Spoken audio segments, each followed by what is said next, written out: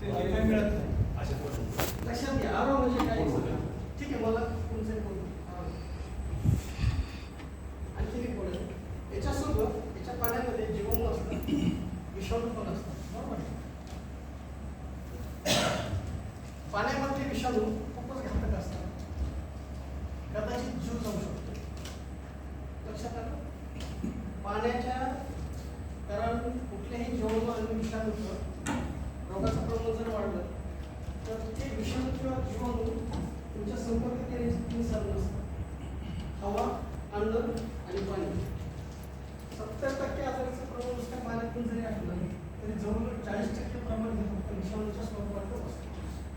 विषाणूचे जेवढे आजार असतात तेवढे जीव घेणे असतात, बरोबर आहे?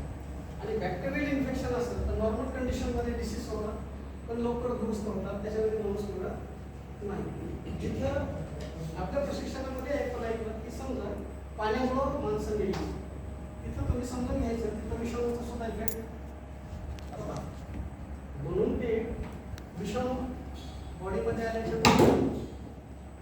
ज्या काही ट्रीटमेंट झाल्या असतील त्या कव्हर झाल्या नाही, ते विषाणूमध्ये मारू शकले नाही. विषाणूचे प्रकार भरपूर असतात, डिटेक्ट व्हायला वेळ लागला. आता हे झाले इथपर्यंत. तर पाण्यामधले जे काही पॉझिटिव्ह बॅक्टेरिया असतात ते आपल्या शरीरात काही जे पॉझिटिव्ह बॅक्टेरिया ते फायद्याचे असतात, त्याच्यामुळे एवढा काही इफेक्ट नसतो. तर हे सगळं असं चांगलं पाणी पिण्याचे आपल्या हिताला. तुम्ही जे बोलले आरो, आरोचा काय म्हणतो? रिव्हर्स म्हणजे पाण्यातलं फिल्टरेशन करताना पाण्यातले सगळे घटक डिस्टर्ब करतात. हो, मिनरल्स काढून टाकतात. रिव्हर्स किती घटक रिव्हर्स झाले म्हणजे त्याचा लॉस होईल. 50 ते 100 जे आपण आता जे बोललो त्या लेवलवर जर आपण आणून सोडलं तर समजा ते पाणी फुलफिल क्लोरीन ट्रीटमेंट बेस असतं. कोणता? आणि त्या पाण्यामध्ये जीवनसत्व आणि क्षार, फक्त आपण जीवनसत्वाचा कर्म करतो, त्या क्षाराचा फार मोठा लॉस होतो. जेवढे शरीराला पाहिजे तेवढे मिळत नाही.